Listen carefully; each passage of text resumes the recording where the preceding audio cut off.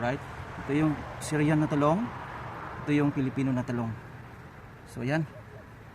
Ayan mga guys, naka-harvest na tayo. So what's up nga guys? Good morning, good morning, good morning. So dito na naman tayo ulit sa ating garden. It's Sunday morning. Alright.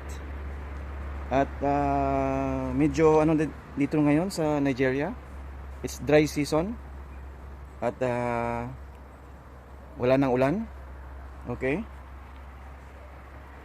Ngayon ay mag-harvest tayo ng talong. So ito yung harvestin natin talong ngayon. Doon.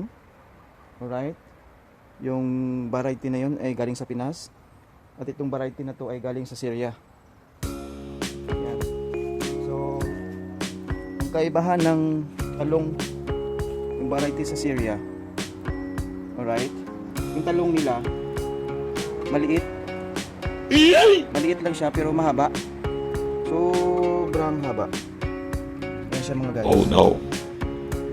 Yan yung talong variety sa Syria. Right, oh. Tingnan mo, mahaba yan. Mga guys.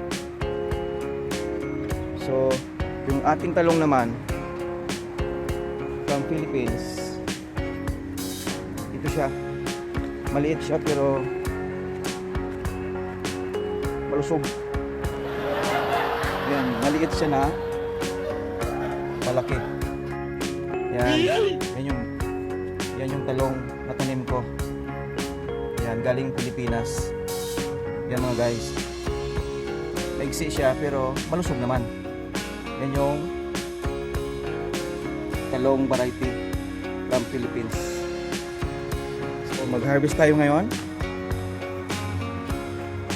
Mag-harvest tayo ngayon mga guys. Unahin muna natin itong talong from Syria.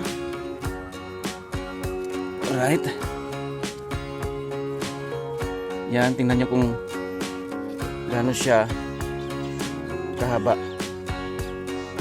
Yan, mahaba na siya. Pero maliit. Mahaba na maliit.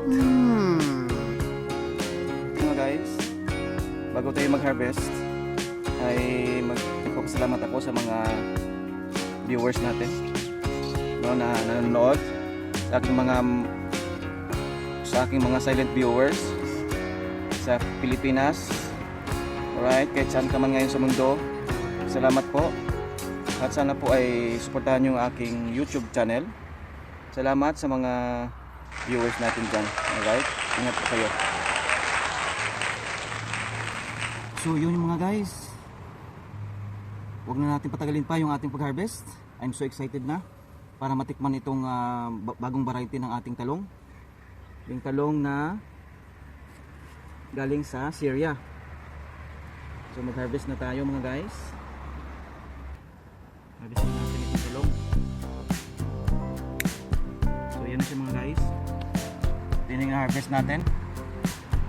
Ayan o. Yan yung talong from Syria. Yan, Syria variety.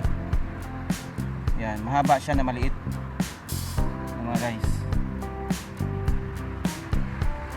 So mag-harvest naman tayo doon. Yung talong galing sa Pinas naman ang ating harvestin.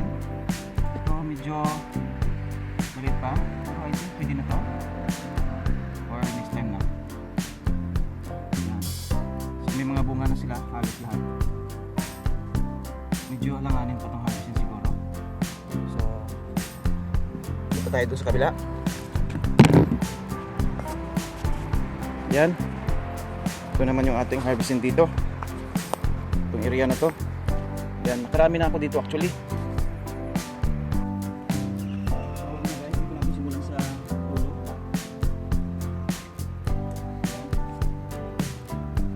Harvest tayo ng talong.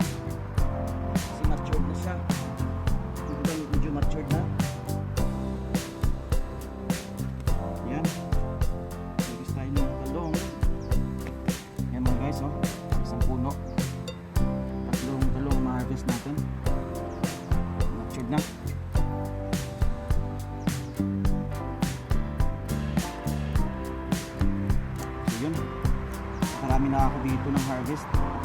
pamigay na rin tayo dito. Ang dami na rin nakapakinabang dito sa ating talong. So yan yung harvest natin dito. Alright, so mayroon naman tayong libreng gulay, may libre naman tayong torta.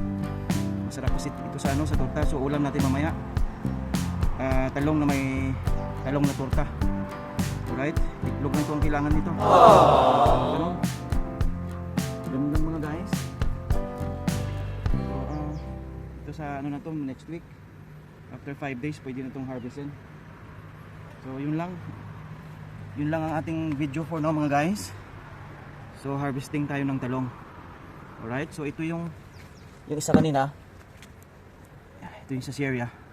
Alright, ito naman yung sa Pilipino na talong. Alright, ito yung Syrian na talong, ito yung Pilipino na talong. So ayan mga guys, naka-harvest na tayo. Alright, so salamat sa inyong panonood. Until next time mga guys. So alright, pag may tanim, may aanihin.